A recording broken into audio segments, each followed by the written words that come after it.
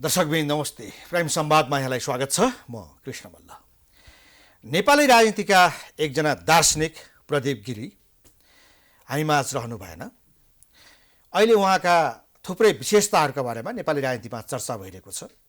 उहाँको योगदान, उहाँको विद्वता, उहाँले दिएका विचारहरू, यी सबै कुराहरू छन्।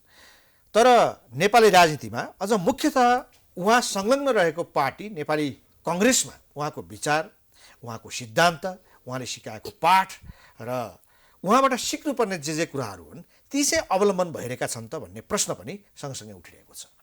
नेपाली राजनीतिको शुद्धिकरण, अझ नेपाली राजनीतिलाई लामो समयदेखि नेतृत्व दिँदै आएको नेपाली कांग्रेसभित्र सुध्रिनुपर्ने कुरा के हुन् र प्रदीप गिरीको विचार धारणा र उहाँको व्यक्तित्वलाई हेरेर, अनुसरण गरेर, अनुकरण गरेर नेपाली कांग्रेस अगाडि बढ्नुपर्ने तरिकाहरू के हुन सक्छन्, मुख्यतः आज यसमा केन्द्रित हुँदै अगाडि बढ्ने मेरो प्रयास छ। र यसको निम्ति नेपाली कांग्रेसका नेता, चिन्तक, एउटा बौद्धिक व्यक्तित्व डाक्टर टी.एन. योगी हाम्रो साथमा हुनुहुन्छ। डाक्टर साहब, स्वागत छ यहाँलाई। धन्यवाद।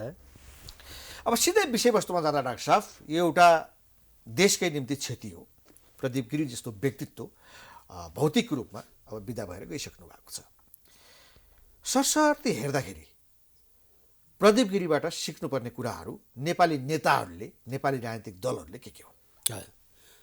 सर्वप्रथम त म चाहिँ हाम्रो आदरणीय नेता, हाम्रो दार्शनिक, हाम्रो बौद्धिक व्यक्तित्व प्रदीप गिरीजीको जुन असामयिक निधन भयो, त्यसबाट हामीले, हाम्रो पार्टीले एउटा अतुलनीय र अपूरणीय क्षति हामीले बेहोरेका छौँ। उहाँबाट हामीले चाहिँ सिक्नुपर्ने धेरै कुराहरू छन्।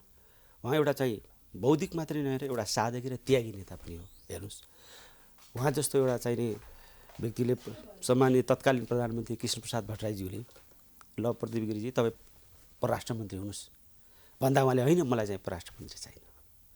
त्यस्तो त्याग गर्ने नेता हाम्रो पार्टीमा अहिले कोही छ? अहिले मन्त्रीको लागि, पदको लागि मारामार छ, लुचाचुडी छ भनेपछि उहाँ एउटा त्यागी पनि हो, उहाँ एउटा बौद्धिक नेता हो, उहाँ अध्ययनशील हो। उहाँले चाहिँ नि नेपाली काङ्ग्रेसलाई मा जुन उहाँको त्यो योगदान छ त्यो चाहिँ अतुलनीय छ। र त्यो उहाँको अभावमा हामीले चाहिँ जुन क्षति हामीले बेहोरेका छौँ त्यो चाहिँ अपूरणीय छ। यो नेपाली राजनीतिमा एउटा संस्कार कस्तो बस्यो भने हामी अग्रज नेताहरूको सम्मान गर्छौँ, अनुकरण गर्नुपर्छ, अनुसरण गर्नुपर्छ भनेर प्रशंसा गर्छौँ। कृष्णप्रसाद भट्टराई यस्तो हुनुहुन्थ्यो भन्छौँ, गणेशमान सिंह यस्तो हुनुहुन्थ्यो, मनमोहन अधिकारी यस्तो हुनुहुन्थ्यो। अहिले प्रदीप गिरीको पनि त्यही कुरा भएको छ। हामी मुखले चाहिँ एकदमै चर्चा, उहाँहरूको प्रशंसा गर्न कहिल्यै पनि पछि नपर्ने, तर व्यवहार त लागू गर्न नसक्ने नेपाली राजनीतिको सबैभन्दा ठुलो एउटा समस्या यही नै भयो नि।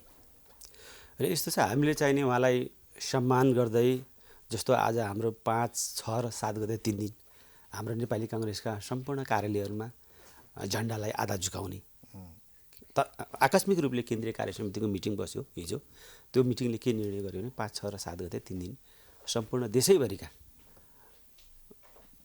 हाम्रा नेपाली काङ्ग्रेसका केन्द्रीय कार्यालयदेखि सम्पूर्ण कार्यालयहरूमा झन्डालाई चाहिँ आधा झुकाउने, शोक पुस्तिका राख्ने, कार्यक्रमहरू आइसकेका छन्। होइन हो, त्यस्तै गरेर तपाईँको चाहिने 13औँ दिनमा 16 गते देशैभरि केन्द्रमा र हरेक जिल्लाहरूमा पनि शोक सभाहरू गर्ने। उहाँका योगदानहरू, उहाँले गरेको, पार्टीलाई गरेको योगदान, उहाँको त्याग, उहाँको चाहिने जुन चाहिँ निष्ठा, एउटा डेमोक्रेसीप्रतिको, सोसियल डेमोक्रेसीप्रतिको उहाँको चाहिँ विश्लेषण, उहाँको चाहिँ व्याख्या, यी सबै कुराहरूलाई हामीले चाहिँ सबै साथीहरू माझमा ल्याउने र उहाँलाई एउटा सम्मान दिने, एउटा सम्मान स्वरूप हामीले चाहिँ शोक सभा कार्यक्रमहरू पनि राखिरहेका छौँ। त्यस्तो अब यो लाभको राजनीतिको कुरा गर्दाखेरि प्रदीप गिरी त लाभमा कहिल्यै बस्नु भएन। भर्खरै यहाँले त्यागको कुरा गरिसक्नु भएको, उहाँको निष्ठाको कुरा हामीले कानी गऱ्यौँ। तर यो लाभ नभइकन राजनीति गर्नै नसक्ने, पद चाहियो, प्रतिष्ठा चाहियो, पैसा चाहियो, होइन, यसबाट चाहिँ कसरी मुक्त हुन सक्छ होला? अनि यस्तो हो, वास्तवमा उहाँ अलिकति फिलोसफिकल एउटा दार्शनिक, एउटा चिन्तक हुनुहुन्थ्यो कि। यसमा के हुन्छ भने तपाईँको जो व्यक्ति भयो भने म मात्रै हुनुपर्छ भन्ने छैन, मेरो साथी भएमा म झन् खुसी हुनुपर्ने अवस्था हुन्छ। त्याग पनि कस्तो कलेक्टिभ एउटा चाहिँ नि हामीले के गर्न खोजेका के हो, त्यो मबाट सम्भव छ कि तपाईँबाट सम्भव छ। जस्तो तपाईँबाट सम्भव छ भने त्यही कुरो मैले तपाईँलाई नै सहयोग गरेर त्यो काम गराउँदाखेरि राम्रो हुन्छ नि त। त्यस कारण के हो भने आफ्नो चाहिँ नि क्षमता, आफ्नो विद्वता, आफ्नो योग्यता के छ र आफूले गर्न सक्ने कन्ट्रिब्युसन के हो त, त्यो कुरो मबाट भन्दा अझै राम्रो अर्कोबाट हुन्छ भने त्याग किन नगर्ने त? जस्तो म सांसद हुनु भन्नुभन्दा अर्को मान्छे सांसद भएर अझ राम्रो पर्फर्मेन्स दिन्छ भने त्यसमा त्यहाँ किन नगर्ने त? मैले मन्त्री भएर काम गर्नुभन्दा म प्रधानमन्त्री भएर यो देशको चाहिने लिडरसिप गर्दा नेतृत्व गर्दै गर्दा मभन्दा अझ राम्रो पर्फर्मेन्स अरू कोही साथीहरूले गर्नुहुन्छ भने मैले त्यहाँ किन नगर्ने? देशको लागि हामीले देशको लागि राजनीति केको लागि गर्ने? देशको लागि गर्ने, प्रदीप गिरीको जनताको लागि गर्ने, आफूलाई लागि गर्ने होइन एउटा नि। के कुरा पनि देखिन्छ नेपाली काङ्ग्रेसमा भने उहाँले काङ्ग्रेसभित्र कहिल्यै विवाद नहोस्, अनावश्यक विवादहरू, ठुलो द्वन्द्व नहोस्, पार्टी नफुटोस्, यो व्यक्तिगत टकरावका कारण पार्टीले देशले क्षति नभोगोस् भन्ने कुरातर्फ उहाँ सदैव सचेत हुनुहुन्थ्यो। पछिल्लो समय उहाँले गगन थापा र विश्वप्रकाश शर्माका बारेमा तपाईँहरू चाहिँ हिजोका दिनमा गिरिजा र शेरबहादुर देउवा, रामचन्द्र र शेरबहादुर देउवा बिच टकराव भए जस्तो यो नगर्नुहोस् भनेर सचेत पनि गराउनु भएको थियो। तर नयाँ पुस्तामा समेत त्यो लागू भएको पाइँदैन। तरुण दलमा हेर्नुहोस्, नेवी सङ्घमा हेर्नुहोस्, अन्य भ्राती सङ्गठनमा हेरौँ, काङ्ग्रेसको केन्द्रीय समितिमा हेरौँ, एक अर्काका खुट्टा तनातानदेखि लिएर भनेपछि पाठ त हामीले सिकेका रहेनछौँ नि। हो, डेफिनेटली अब चाहिँ यो सांसारिक रोल प्ले गर्ने क्रममा यो त सांसारिक पार्ट हो कि एक किसिमले। उहाँ त चिन्तक हो, आध्यात्मिक चिन्तक पनि हो होइन। यो सांसारिक यो कम्पिटिटिभ वर्ड हो कि हेर्नुहोस्, एउटा चाहिँ स्पिरिचुअल वर्ड हुन्छ, त्यहाँ कम्पिटिसन छैन, इनकम्पिटिटिभ वर्ड हो। यो कम्पिटिटिभ वर्डमा डेफिनेटली चाहिँ त्यो कम्पिटिसन हुन्छ। यो सांसारिक कुराहरूमा जाँदाखेरि के हुन्छ भने लोभ लालच हुने, अनि त्यसमा चाहिँ भनौँ न पद प्रतिष्ठाको लागि कम्पिटिसन गर्ने, प्रतिस्पर्धा गर्ने, एकले अर्कालाई खुट्टा तान्ने, त्यो प्रवृत्ति छ। तर त्यो हुनु हुँदैन, त्यो राम्रो होइन। जस्तो भन्नु न, गिरिजा बाबुले त्यस बेला चाहिँ भनौँ न कृष्णप्रसाद भट्टराईले 6 महिनापछि प्राइम मिनिस्टरबाट राजीनामा दिनुभयो होइन। यदि प्रधानमन्त्रीबाट उहाँले राजीनामा दिए होइन म पनि छोड्दैन भनेर उहाँले भनिदिएको थियो, पार्टी त्यसै बेला काङ्ग्रेस फुट्थ्यो नि त, फुट्दैन? तर बरु काङ्ग्रेस पार्टी फुट्नुभन्दा बरु म प्रधानमन्त्रीलाई राजीनामा दिन्छु, कृष्णप्रसाद भट्टराई दिनुभयो नि। त्यही चाहिँ त्याग चाहिँ अहिले नेकपामा भयो त। यो गत उसमा झन्डै द्वितीयको जुन चाहिँ नेकपा को सरकार बनेको थियो, आखिर त त्यहाँ आलो पालो कुरो थियो। प्रधानमन्त्री केपी ओलीजीले छोडिदिनु भएन, नछोडिदिएपछि ल ठिकै छ भनेर अर्कोले त्याग गर्न सक्यो त? सकेन नि त। पार्टी नै ब्रेकको स्थिति आयो नि त, आएन? हामी त त्याग होइन, बरु अर्काको राजनीतिक हत्या गरिदिन्छौँ, तर आफ्नो लाभ चाहिँ खोजिरहन्छौँ। सबैभन्दा ठुलो पाप त त्यही नै हो। त्याग गरेर राजनीतिक प्रतिष्ठा, राजनीतिक लाभ, राजनीतिक उद्देश्यहरू हामी मिट गर्न सक्छौँ डाक्टर साहब? होइन, त्याग गर्न सकिन्छ। जस्तो मैले अघि नै तपाईँलाई भनिसकेँ नि, मैले भन्दा बढी काम तपाईँले गर्न सक्नुहुन्छ भने तपाईँ त्यो ठाउँमा किन नहुने? तपाईँ के को लागि त्याग गर्ने त भन्दा तपाईँको एउटा मिसन छ नि त, गोल छ नि त। जस्तो मेरो मिसन यो देशलाई म यो ठाउँमा पुर्याउँछु, यहाँको पोलिटिक्स, यहाँका चाहिँ हाम्रो आर्थिक सामाजिक सांस्कृतिक देशको विकास, यसरी म यो गर्छु। एउटा भिजन, जुन हाम्रो ओल्ड भिजन, जुन एउटा भिजन छ नि, त्योभन्दा अझै बढी काम गरेर अर्कोले गर्न सक्छ।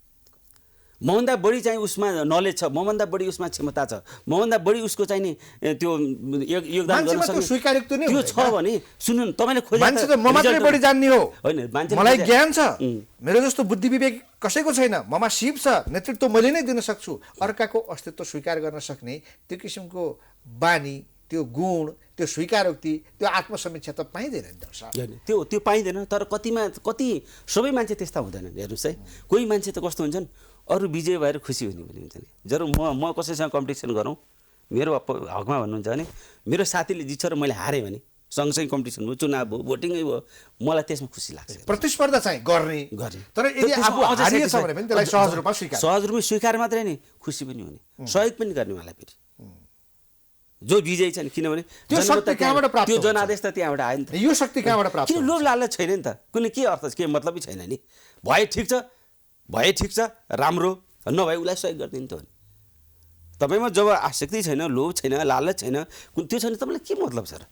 न तपाईँ कसैसँग डराउनुहुन्छ। हेर्नुहोस्, अर्कालाई सहयोग गरेर आफ्नो क्षति हुने होइन, के क्षति हुन्छ त? झन् राम्रो हुन्छ त, उसले त झन् राम्रोसँग काम गर्न सक्छ।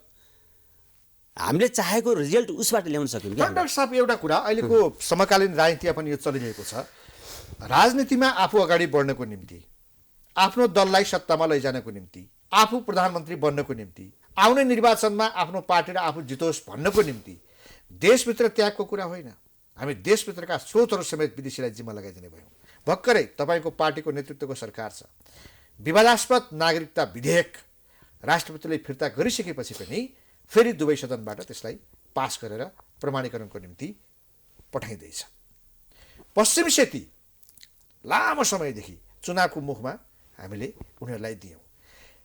एमसिसी निकै विवादास्पद थियो, राष्ट्रघाती भनियो होइन। यो पनि हामीले मजाले पास गऱ्यौँ। अर्को आयो एसपिपी भन्ने होइन, त्यो पनि यसका प्रावधानहरू पढ्ने हो भने यो देशभित्र आगो बल्ने स्थिति उत्पन्न हुन्छ। यो सबै के का निम्ति भन्दाखेरि त विदेशीहरूको स्वार्थको निम्ति। विदेशीहरूलाई रिझायो भने के हुँदो रहेछ भने देशमा आफ्नो शक्ति बढ्दो रहेछ, आफ्नो दल सत्तामा पुग्दो रहेछ, चुनाव जित्दो रहेछ। अन्ततः यो एउटा निहित भेस्टेड इन्ट्रेस्टका निम्ति सामान्य यति ठुलो राष्ट्रघात गर्नसम्म नेपालका नेताहरू, यहाँका प्रमुख दलहरू देखिँदा रहेछन् र त्यसको यो दोषबाट तपाईँको पार्टी पनि अछुतो छैन होइन। यसमा म तपाईँलाई केही कुरा क्लियर गर्न चाहन्छु। यो जुन सिटिजनसिपको इस्यु छ नि, यो अहिलेको मात्र रहन्छ कि। म एउटा एकाडेमिक, एउटा इन्टेलेक्चुअल सर्कलको हिसाबले के हो त हाम्रो सिटिजनसिप? जहिले पनि नागरिकताको विवाद छ। 46 सालको चुनाव भयो, फर्स्टमा नागरिकताको कुरा आयो, त्यहाँ पनि नागरिकताकै ऐन संशोधन गर्नुपर्ने। 62-63मा फेरि नागरिकताकै कुरा आउने। एकैचोटि 40 लाखलाई नागरिकता दिने। 2.5 करोड 3 करोडको जनसङ्ख्या भएको हाम्रो देश एकैचोटि 40 लाख 50 लाखलाई नागरिकता 2-3 राउन्ड गर्थ्यो भने त सिद्धियो त तपाईँको त। त्यस कारणले यो के हो त भनेर मैले आफ्नो एउटा एकाडेमिक हिसाबले मैले त्यो रिसर्च गरेँ, मैले हेरेँ, मैले अध्ययन गरेँ। मैले चाहिँ खास चाहिँ मेन समस्या हाम्रो यहाँ कहाँ देखेँ भने तपाईँको एउटा हाम्रो चाहिँ ओपन बोर्डर। हेर्नुहोस् है, अब उत्तरमा यो नागरिकता पाएनौँ भन्ने उत्तरतिरका नेपालीलाई समस्या छैन, त्यहाँ हिमालले नेपाललाई छेकिदिएको छ, त्यहाँ कुनै समस्या देखिएन। पूर्वमा पश्चिममा समस्या देखिएन, त्यहाँ नदीले नेपाललाई विभाजन गरिदिएको छ कि। महाकाली नदी छ जस्तो पश्चिममा, नदीले सीमा इन्टरनेसनल बोर्डर त्यस्तो छ कि। अब इन्टरनेसनल बोर्डर उत्तरमा हिमालय छ होइन, समस्या छैन। नागरिकताको समस्या भनेको जम्मै साउथमा मात्र कि, दक्षिणमा मात्रै छ। हेर्नुहोस् है कम्पोजिसन तपाईँ हेर्नुहोस्। अब दक्षिणमा तपाईँको हाम्रो पश्चिम बङ्गाल, उत्तर प्रदेश, बिहार र तपाईँको चाहिँ सिक्किम, यति चाहिँ हाम्रो पश्चिममा चाहिँ दक्षिणतिर चाहिँ दक्षिण र पूर्व पश्चिममा जोडिएका इन्डियन स्टेटहरू होइन।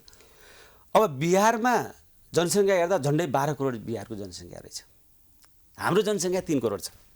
बोर्डर ओपन छ, न हिमाल छ त्यहाँ, न नदी छ, किता काट गरेर जग्गा छुट्याइएको छ। हेर्नुहोस् है, न तारबार छ त्यहाँ, यति जग्गा थियो र यति जग्गा, कतिपय ठाउँमा त आँगनै एउटै छ। हो त्यस्तो छ। अनि त्यसपछि तपाईँ युपीमा जानुहोस्, झन्डै 25 करोड जनसङ्ख्या छ। अब त्यो सागर महासागर, अब यहाँ टोटल देशभरिको जनसङ्ख्या जम्मा तपाईँको 3 करोड छ भने एकपल्टमा 40 लाख, एकपल्टमा कति ल तराईको पपुलेसन कति बढ्छ त? अहिले तराईको पनि भनौँ न मध्य प्रदेशकै टोटल जनसङ्ख्या भनेको त्यही 40-50 लाख हो नि, त्यहाँभन्दा बढी त छैन। भनेपछि के भयो भने त्यो ओपन बोर्डरको कारणले गर्दा ठुलो समस्या मैले के देखेँ भने त्यो ओपन बोर्डरलाई व्यवस्थित नगरेका कारणले होइन। हिमालतिर किन मान्छे बढ्दैनन्, पहाडमा किन मान्छे बढ्दैनन्? त्यो 12 करोड जनसङ्ख्या भएको बिहारको बोर्डर र 25 करोड जनसङ्ख्या भनेको युपीको बोर्डर, त्यहाँबाट चाहिँ तपाईँको के भने ओभरफ्लो भयो कि। अब ठिक छ, ओपन बोर्डर भएका कारणले उनीहरू हाम्रो देशमा आएर केही समस्या भएन। ओपन बोर्डर भयो, आए, त्यसका फाइदा बेफाइदा दुवै पक्षहरू होला। तर ओपन बोर्डर भएर नेपाल छिर्यो भन्दैमा नागरिकता दिनुपर्छ भन्ने जरुरी छैन नि। अनि मलाई कम्प्लिट गर्न दिनुहोस् न। मैले चाहिँ त्यस कारण किन हाम्रा जो नेपाली नागरिक हो नि, नेपाली जो छ नि, उहाँले नागरिकता पाउनुपर्छ। उहाँहरूको त्यो जन्मसिद्ध अधिकार, स्टेटको मेम्बरसिपमा हुन्छु, यो स्टेटको म पनि मेम्बर हो भनौँ, स्टेटको मेम्बर पाउने त उसको सार्वभौम राइट हो नि त होइन, उसको त एउटा चाहिँ कन्स्टिट्युसनल राइट पनि हो। त्यस कारणले नेपाली नागरिकता पाउनुपर्छ। तर त्यहाँ भइदियो समस्या के भनेपछि त्यो खुला सिमानाका कारणले गर्दाखेरि ओभरफ्लो भयो। हेर्नुहोस् बढी नै भएको। अब यसमा चाहिँ नि सिधै हामीले सिटिजनसिपको प्रावधानको सट्टा हामीले अर्को लयर पनि राखिदिएको भए मैले चाहिँ आफ्नो मेरो भ्यू भन्दैछु तपाईँलाई। जस्तो इन्डियामै सोझै नागरिकता दिइँदैन नि, आधार कार्ड भन्ने हुन्छ पहिला।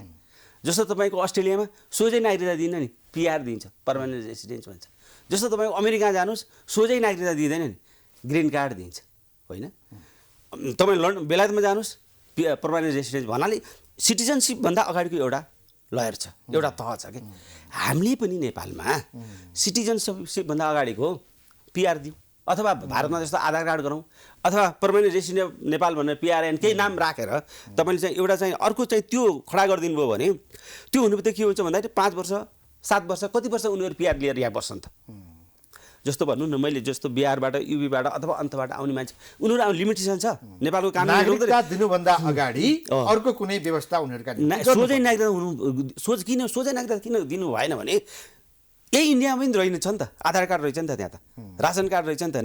नागरिकता कतिले मतलबै छैन। अन्य देशहरूले पनि त्यो अभ्यास गरेका छन्, सबैले त्यो अभ्यास छ भने हामी पनि इन्टरनेसनल अभ्यासमा किन नजाने? हामीहरू त सबैभन्दा विवादास्पद अझ वैवाहिक अङ्गीकृत नागरिकता रह्यो।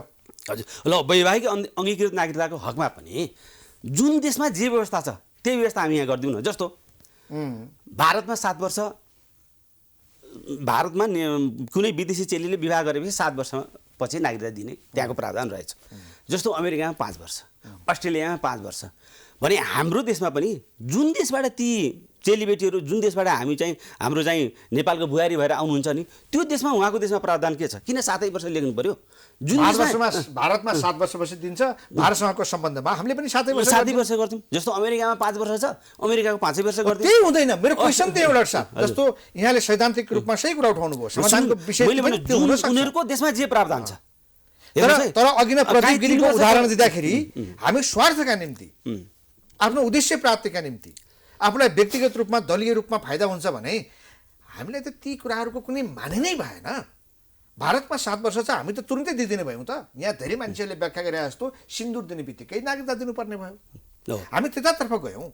हो जो यहाँले भन्नुभयो भारतसँग के प्रावधान छ, चीनसँग के छ, अस्ट्रेलियासँग के छ, हामी ठ्याक्कै त्यो लागू गर्न किन सक्दैनौँ? त्यही गरिदिने गर्नु न। होइन, मेरो व्यक्तिगत धारणा त्यही हो। तर अहिले अर्को कुरा यसमा फेरि एउटा समस्या रहेछ के समस्या रहेछ भने अहिलेसम्म चाहिँ त्यो अधिकार रहेछ। त्यो कस्तो भने अहिलेसम्मको कानुनमा किन त्यसो भए यो प्रावधान जुन राखिएको थियो नि विवाह हुने बित्तिकै भोलिबाट नेपाली नागरिकता लिन पाउने भनेर वैवाहिक अङ्गीकृत नागरिकताको हकमा, त्यो प्रावधान त अहिलेको प्रावधान होइन नि त। अहिलेको अस्ति ल्याएको विधेयकले ल्याएको प्रावधान पनि होइन। त्यो विधेयक त पुरानै रहेछ।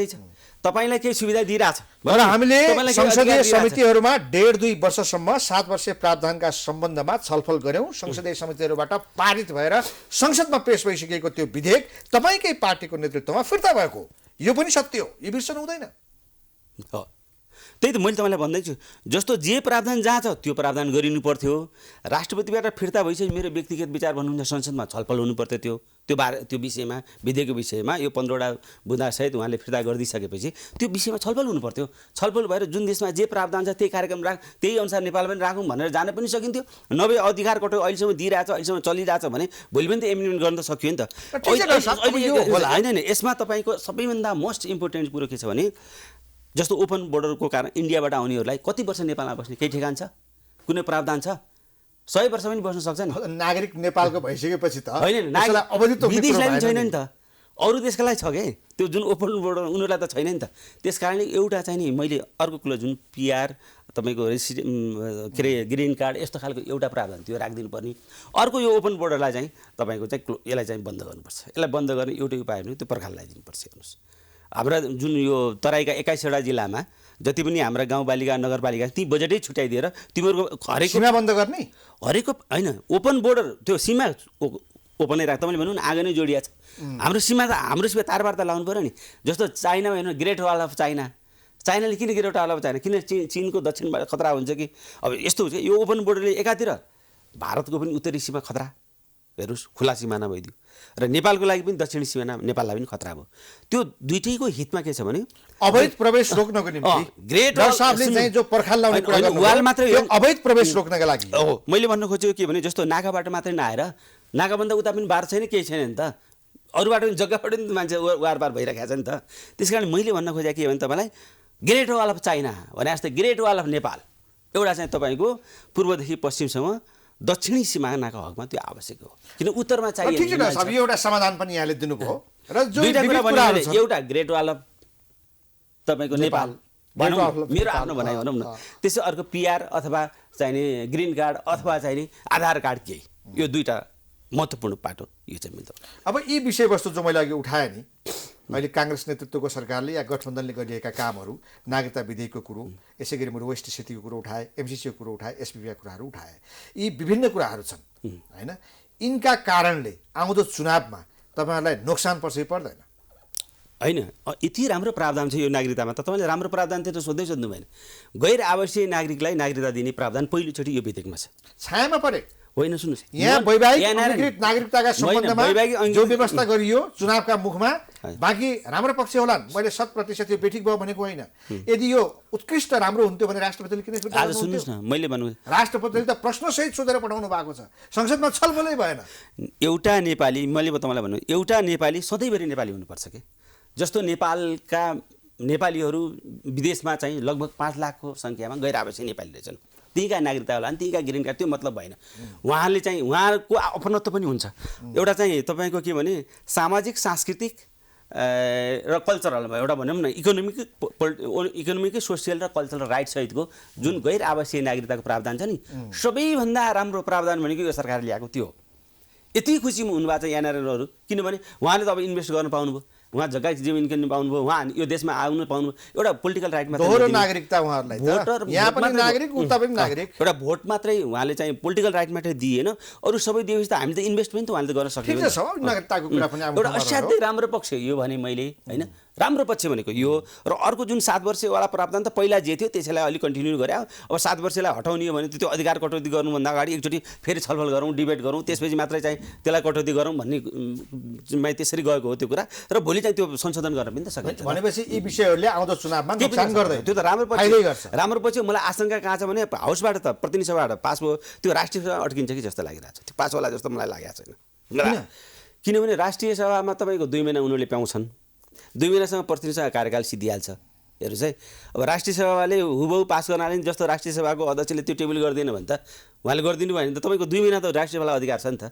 2 महिनासम्म राष्ट्रिय सभा होस् प्रतिनिधि सभा होस् दुवै संसदमा त सत्ता गठबन्धनकै बहुमत छ नि। होइन त्यो गठबन्धन बहुमत त्यहाँ त भोटिङमा त्यहाँ टेबलमा त आउनु पऱ्यो नि त, टेबलमा गइदिएन भने कसरी भोटिङ? गणेश तिमिल सिन्हा राष्ट्रिय सभाका अध्यक्ष उहाँ कहाँबाट आउनु भएको हो थाहा छँदैछ नि। एउटा अध्यक्षका बारेमा धेरै प्रश्न त उठाउनु जरुरी भएन, जे होस् भनौँ न, तर यहाँका संसदहरू सभामुखहरू कसरी चल्छन् भन्ने पनि त प्रश्नै छ नि। त्यो त 2 महिना उनीहरूले पाउँछन् समय, त्यो 2 महिनासम्म लम्ब्याइदिए भने यो पास नहुने समय भयो नि त्यतिकै। आउने इलेक्सनमा नेपाली कङ्ग्रेसको पोजिसन के देख्नुहुन्छ? नेपाली कङ्ग्रेसको पोजिसन असाध्यै राम्रो छ। हेर्नुहोस्, नेपाली कङ्ग्रेस अब आउने इलेक्सनमा पहिलो पार्टी भएर आउँछ। नेपाली काङ्ग्रेसको अहिलेको यो स्थानीय जुन तहको निर्वाचन भयो, त्यो निर्वाचनमा जुन किसिमको नेपाली कङ्ग्रेसकोलाई जनादेश जनताले दिए, त्यो जनादेश हेर्दा आगामी निर्वाचन नेपाली कङ्ग्रेस पहिलो पार्टी हुन्छ र त्यसमा अझ सहयोगी दलहरू हुनुहुन्छ, गठबन्धन छ।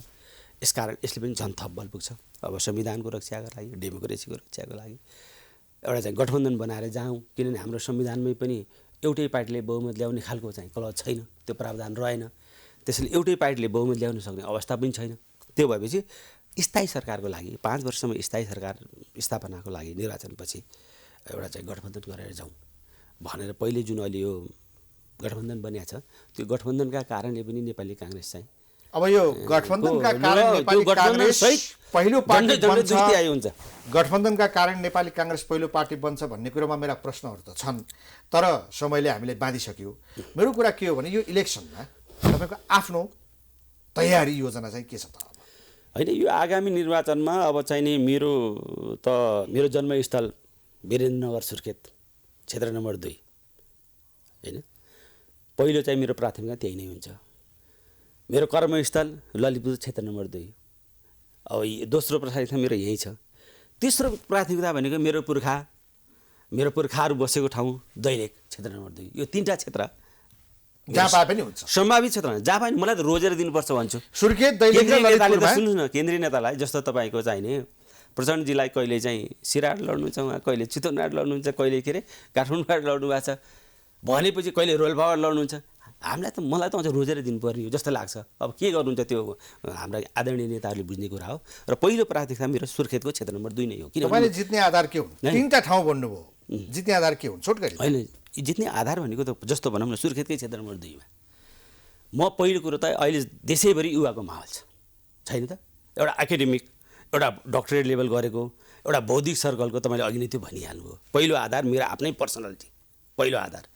दोस्रो आधार भनेको त्यहाँ तपाईँको चाहिँ नि सुर्खेतमा पनि अन्तर्घात हुँदैन कि, त्यहाँ सुर्खेतमा अहिले 2टाको टक्राउ छ, 2टा हाम्रा नेताहरूको, त्यो टक्राउ एकले अर्कालाई अन्तर्घात गरेर चाहिने तपाईँको कर्णाली प्रदेश त योभन्दा अगाडिको निर्वाचनको त 0 हो नि त, सङ्घीयमा त 0 छ कर्णाली प्रदेश, र चाहिँ प्रदेशमा एउटा निर्वाचन जित्या हो कर्णाली प्रदेशभरि। त्यो के हो त?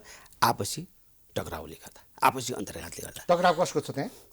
होइन, त्यहाँका हाम्रा चाहिँ नेताहरू हुनुहुन्छ, त्यही सुर्खेत अन्य दलका, अनि सुर्खेतकै हाम्रै पार्टीका नेताहरू हुनुहुन्छ, उहाँहरूको बिचको चाहिँ नि यो अनि आफ्नै पार्टीका नेताहरू बिच टक्राउ भयो भने तपाईँलाई सहज हुन्छ? होइन, त्यही त, त्यो एकले अर्कालाई स्वीकार गर्नै नसक्ने अवस्था त्यस्तो देखिन्छ कि, तर ममा त्यो लागु हुँदैन। कुरा बुझ्नु, उहाँहरू आपसमा टक्राउ भयो, टक्राउ भएका कारण काङ्ग्रेसलाई क्षति भयो, तपाईँ चाहिँ साझा व्यक्ति, सङ्गठनलाई क्षति, उहाँहरूलाई राम्रो भयो होला त्यो बेग्लै पाटो फेरि। तपाईँ चाहिँ साझा व्यक्तिका रूपमा देखिनु होइन, म चाहिँ मेरो चाहिँ मलाई चाहिँ अन्तर्गत दुई पछाड हुँदैन, यसमा म चाहिँ ढुक्क छु। हेर्नुहोस्। दैलेख र ललितपुरका सवालमा होइन, दैलेख र ललितपुरमा अझ सुर्खेतै सवाल नि भन्छु नि। दैलेखको मान्छे लगभग 60% सुर्खेतमा माइग्रेट छ। हेर्नुहोस्, त्यो मेरो एउटा चाहिँ लिगेसी, दैलेखको लिगेसीले पनि मैले चाहिँ 7-8 हजारभन्दा बढी भोट मेरो चाहिँ अहिलेका कोही अन्य अहिलेका जुन आकाङ्क्षी साथीहरू कोही हुनुहुन्छ भने त्यहाँभन्दा मेरो फरक पर्छ। अर्को चाहिँ तपाईँको त्यहाँ चाहिँ हाम्रो अहिले माओवादीसँग गठबन्धन छ। अब उहाँहरूसँग मेरो यस्तो आत्मीयता छ कि म सुर्खेत गएँ भने जस्तो त्यहाँ मुख्यमन्त्रीजी हुनुहुन्थ्यो, उहाँ म पहिलोचोटि मेरो घर आउनुहुन्छ, म जाने बित्तिकै उहाँहरू त्यहाँ हुनुहुन्छ मलाई भेट्नु। जबकि अब मेरा बरु आफ्नै जीवनसाथीजीहरूसँग म हाम्रो भेटघाट भएको छ, उहाँ त म कहाँ आउनु भएको थिएन अस्ति भने। त्यस कारण उहाँहरूसँग मेरो अत्यन्त हार्दिक सम्बन्ध छ। हेर्नुहोस्, उहाँहरूको जस्तो उहाँहरूको गठबन्धनबाट उहाँहरूबाट आउने भोट भनेको जस्तो तपाईँको मेरो हकमा भन्नुहुन्छ भने 75% कट्छ। अर्को मान्छेको हकमा हुनुहुन्छ भने त्यो 20%, 30% पनि आउन गाह्रो छ, गठबन्धनै भए पनि। यी विविध कारणले गर्दाखेरि मलाई सबभन्दा राम्रो चाहिँ सुर्खेतको क्षेत्र नम्बर 2 हुन्छ। र त्यहाँ चाहिँ क्षेत्र नम्बर 2 मा हामी दुईजना मात्रै पूर्व केन्द्रीय सदस्य हाम्रो हृदयराम थानीजी हुनुहुन्छ। अब उहाँलाई मैले पटक पटक भेट्दा उहाँको कुरा सुन्दा उहाँले चाहिँ त्यो आकाङ्क्षा राख्नु भएको छैन। यसपटक गत स्थानीय निर्वाचनपछि उहाँले अलि चाहिँ कस्तो छ भने मैले धेरै पटक उहाँसँग कुरा पनि गरेँ, 2-4 दिन अगाडि पनि कुरा भएको थियो। उहाँले चाहिँ निर्वाचनमा उठ्ने त्यस्तो चाहिने उहाँको त्यो साइकोलोजी हेर्दाखेरि त्यो चाहिँ देखिँदैन कि त्यो मनोविज्ञान मैले देखिनँ। त्यस कारण के छ भन्दाखेरि यदि पहिलो प्राथमिकता त उहाँ नै उठ्नुपर्छ। मैले तपाईँ उठ्नुहोस्, तपाईँलाई म सहयोग गर्छु, किनभने मेरो त आफ्नो जातीय पारिवारिक नै 6-7 हजार भोट छ नि त सुर्खेतमा। 2 नम्बरमा त 1 नम्बरमा मेरो 2500 देखि 3000 भोट छ, फ्यामिली भोट मात्रै छ त्यति। भनेपछि मैले तपाईँलाई जस्तो 1 नम्बरको भोट मैले पूर्णबहादुरजी हाम्रो उपसभापतिजीलाई सहयोग गरिदिने हो, त्यो उहाँलाई नै खपाउने, किनभने उहाँले मलाई सहयोग गर्नुभएको छ। त्यो सहयोग मैले चाहिँ यसपटकको निर्वाचनमा गर्नु, उहाँ चाहिँ त्यसको लागि समानुपातिकमा बस्नु हुँदैन, उहाँ प्रतिष्ठित निर्वाचनमा उठ्नुभयो भने। अब हृदयराम थानीजीको हकमा भने मैले लगभग 8000सम्म 7000 8000सम्म भोट मैले उहाँलाई सहयोग गर्न सक्छु। त्यस कारण मैले उहाँ तपाईँ उठ्नुहोस्, तपाईँ चाहिँ मभन्दा सिनियर नेता हो भनेर मैले भनिरहेको छु। त्यो भन्दै पनि उहाँले चाहिँ त्यति इन्ट्रेस्ट नराखेको हुनाले उहाँले इन्ट्रेस्ट नराख्ने त्यसपछि त विकल्प त म बाहेक अर्को कोही रहँदै रहेन नि त त्यहाँ। ल हुन्छ नि साहब, धेरै धेरै शुभकामना छ। व्यस्त हुनुहुन्थ्यो, आइदिनु भयो, धेरै धेरै धन्यवाद। थ्याङ्क यू, धन्यवाद। दर्शकवृन्द, प्राइम संवादमा हामीसँग आध्यात्मिक व्यक्तित्व, नेपाली कङ्ग्रेसका नेता, एउटा विचारक चिन्तक डाक्टर टिएन योगी हुनुहुन्थ्यो। उहाँसँगको कुराकानी सकिन्छ। हामी सबैलाई बिदा दिनुहोस्। नमस्ते।